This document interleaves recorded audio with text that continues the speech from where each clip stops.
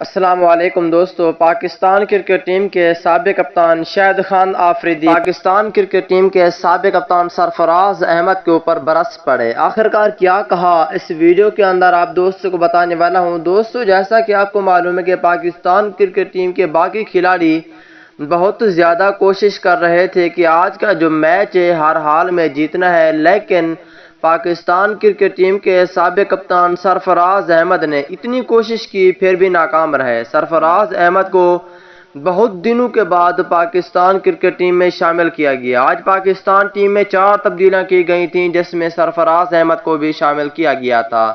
اس حوالے سے تمام تر رپورٹ بتانے والا ہوں کہ پاکستان کرکٹ ٹیم کے سابق کپتان شاہد خان آفریدی اس بارے میں کیا کہتے ہیں۔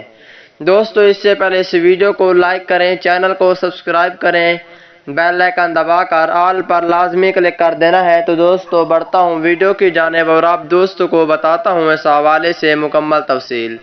سرفراز احمد کے لیے ایک پیارا سا کمنٹ سے لازمی کریں۔ دوستو، جیسا کہ آپ کو معلوم ہے کہ سرفراز احمد بہت زیادہ کوشش کر رہے تھے کہ آج کے میچ میں شاٹ لگائیں، لیکن شاٹ ایک بھی نہیں لگ سکی اس سے، اور آج کا میچ بہت زیادہ چانس سے اگر وہ آخر تک رہتا تو پاکستان ٹیم یہ میچ ہار جاتا، لیکن وہ آؤٹ ہو گئے تھے۔ اس وجہ سے کچھ کام ہے محمد نواز کا جس نے میچ جتوایا ہے۔ حیدر علی نے بھی شاندار بیٹنگ کی ہے۔ حیدر علی نے پاکستان ٹیم میں اہم کردار ادا کیا ہے پاکستان ٹیم میں میچ جتوانے کے لیے۔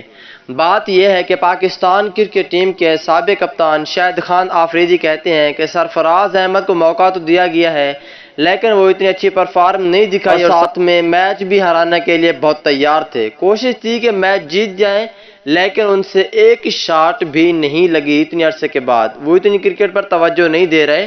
سرفراز احمد کو اپنی ٹیم کی طرف سے کھیلنے کے لیے زیادہ توجہ دینی چاہیے کرکٹ کے اوپر۔